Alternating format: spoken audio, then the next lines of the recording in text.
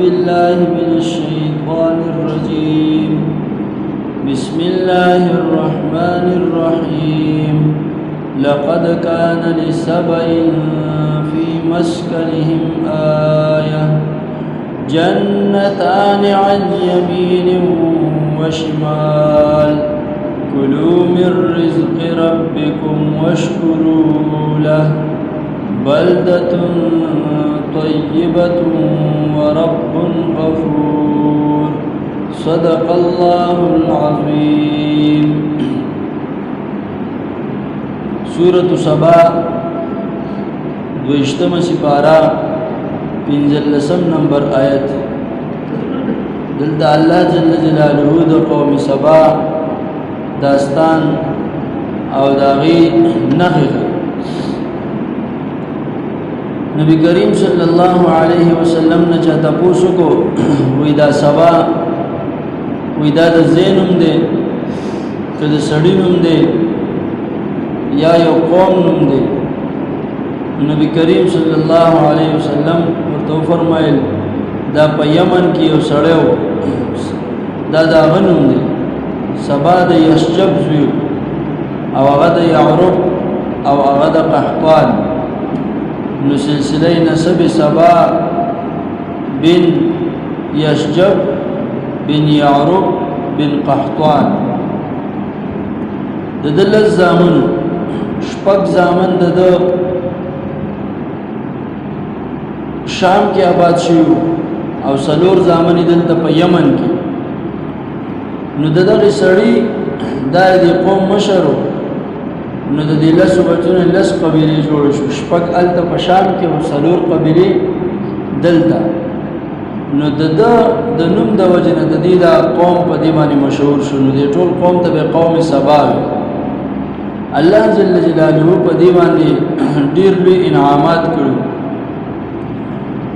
الله جل جلاله دلته راغی انعامات او تذکرہ کوي چې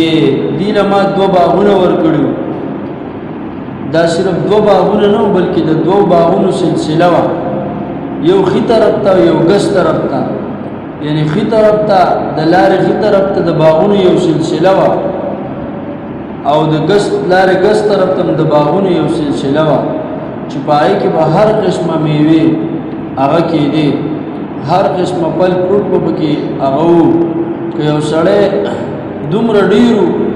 چې چاته دا من نه و که څوک دې ځان را شوکوي نو په هغه باندې څه پکړ او اخذ نه و بلکې هر چا به خو په ازاده باندې د هغې نه ځان له میوه را شوکوله که مسافر به که ځایي سړی به او هغه به خوړله. خو یو سړي به ټوکرې په سر کېښودله او داسې روان به شو نو هغه یو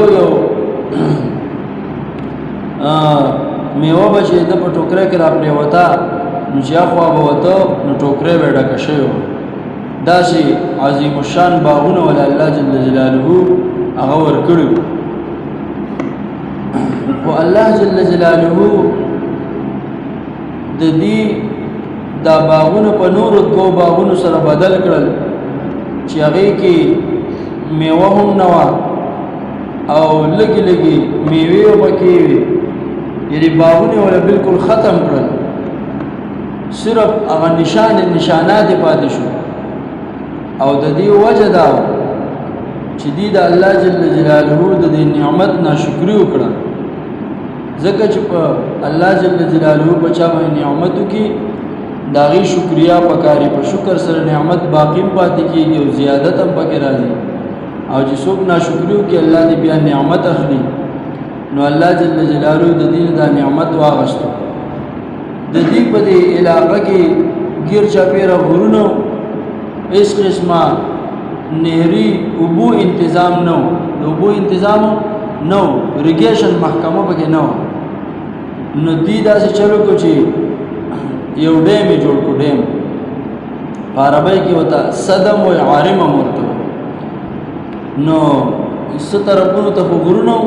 چې کوم طرف ته غر نو هغه طرف ته ورته خو مضبوط دیوال پای کې دولس هغه رونه پرې خاطر چې پای کې به وبراتلې. نو چې کله به باران شو نو هغې کې باغ ټولې اوبه هغې را جمع کړې داسې ترتیب یې جوړ کړی او خپل باغونه پټې بیتې اوبه کول خو چې دې کله د الله جل جلاله نافرماني شروع کړه نو الله پاک دې ته 14 پیغمبران رالیږلي مسلسل او دې ته همدغه دعوت ورکوي چې تاسو د الله شکر ادا کړئ ناشکري مه کوئ او ټولو نه غټه ناشکري دا ده چې ته د الله د وحدانیت نه انکار وکړې د ایمان او د اسلام نه انکار وکړې دا ټول نه غټ ناشکري نه ټول نه غټ شکر دا دی چې په الله باندې ایمان راوړې او الله وحده لا شریک وګڼې او محمد رسول الله صلی الله علیه وسلم سو غړي د الله بنده او پیغمبر وګڼي دا ټول نه غټ شکر دی نو د دې ناشکری هم دا چې د الله د ذات نه انکار وکړو د الله د وحدانیت نه انکار وکړو نو الله جل جلاله پاغه با هغه ډیم باندې مګي ولګولې مګي نو هغه دیوال کې به سوري کول چې دیو قتل چې دا اوس دا مګي دا دیوال خرابې نو پښوګانې وساتل غړ غړ پښوګان هغه به امګي خوړې او په هغه باندې کنټرول نشوي مګي ډېر زیاتې نو چې کوم خياران خلک او غیر دغه نه کډو لاړ او څه خلک بیا پاتې نو سوخ پس موږ هغه دیوال لاندې نو غړو او بس هغه ډیم رامات شو هغه ټول علاقې سکله ځان سره ویوړه ختم شو دا د الله عذاب په دی باندې اباغونه ارسه ورنه ختم نو الله پاک دغه دا داستان بیان کړل لقد كان لسبعنا وتحقيق سرو د قوم سبا د پارا فی مسکنهم د دې دوسیدو په زینو کې آیت یونخا جنتان عن یمین و شمال دو باغونو خی طرف تا و گس طرف تا کلو من رزق ربکم اے قلنا لهم منگ دیتا ویل کلو خریتاسو من رزق ربکم دخپل رب د رزقنا وشکرو له او تاسو شکر ادا کوي داغه د پاره بلدتن طیبه خار د پاکیزه ورب او رب تاسو غفور بخون کې مهربان دی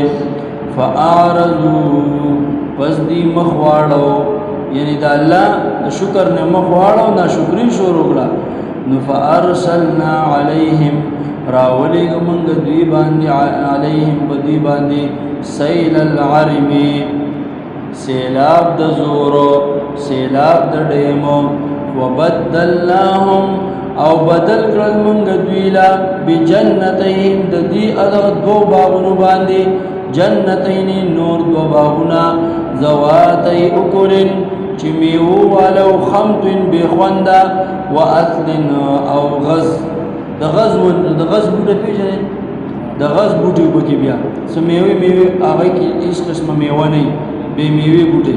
نو الله پاک نور دو باغونه مې ورلور کړو ذواتي اکلنا چې میوه والو خمتن بخوند میوه وبکې واثلنا او غز وشيء من صدر او صد بيرنا قليل لكشانا لګوند بیر مولا ورکړي ذالک جزیناهم دا سزا ورکړه مونږ دیتا بما ده وجنا کفرو چې دینا شکر کړي وا او ټول نغړ نه شکر سره د الله سره شریک جوړول د الله د وحدانیت نه انکار کول وهل نجازي او مونږ سزا نه ورکو الا الکفور مگر ناشکر تا وجعلنا بينهم وبين القرى التي باركنا فيها دا یو بل نعمت ذکر کی الله جل جلاله په دې باندې دا انعام کړ چې دې به یمن شام ته تللو نو د یمن شام پورې مسلسل په دې لارو کې زی په دې کلی آباد شي یعنی په لار کې داسې زی نه راته چې ته مثلا په صحرا کې شپو کې یا په ځنګل کې شپو کې نه مسافر بچ یمن شام ته ته نو ډېر په سہولت سره به سفر کوو چې کما زیګر کې به چرته دمه کوله هم د چاوجره بیٹک بو یا به یوځه کې هغه ته زې ملاوي د ناشته پاستي نو البته به خوراش کاګمو کو او خمل مستیابه وشو او کو غرمه کې به مثلا دمه کوله هم ورته زې ملاوي کو د شپې به دمه کوله د شپې هم ورته زې ملاوي دا سينو چې مثلا په لار کې صحراګان راشي یا ځنګلونه راشي او دته د آرام او د دمي زین ملاوي دا د الله سمره لوی نعمت چې سفر دي ته بالکل آسان دي سوکل دی په زبان حال سره یا په زبان قال سره الله ته چې یا الله دا څنګه سفر دی سفر دې غوړو خن نشته دی سفر د رستړېواله پکې نشته دی ته زمونږ په دې کلو کې لریواله راوړه لریواله راوړه چې مثلا مونږ سفر کوو چې په لار کې ځنګلونه راځي صحراګانې راځي چې مونږ تاړو د میزه نه ویل چې مونږ کې خستړو کیږو نو الله جل جلاله بیا عذاب راوست الله پاک د دې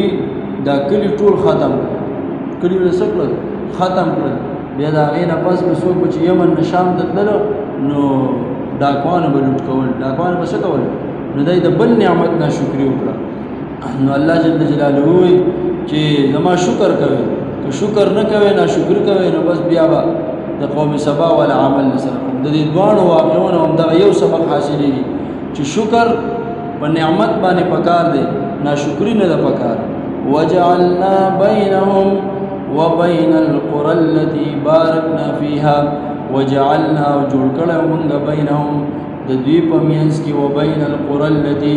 او د هغه ښارونو منځ کې بارکنا چې برکت اچولې موږ فيها پدې کې نو برکت الله په کوم ځمکه کې اچولې د شام په ځمکه کې قیامت چې قایمېږي د شام په ځمکه باندې قایمېږي د شام د ځمکه ډېره په برکت ده په دې باندې ډېر زیات پیغمبران نازل شوي ډېر زیات پیغمبران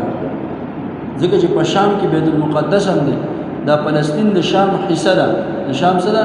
حصہ ده او د شام کې به عیسی علیه السلام را کوزيږي په د دمشق جامع مسجد په مشرقي په کناره باندې به عیسی علیه السلام را کوزيږي په شام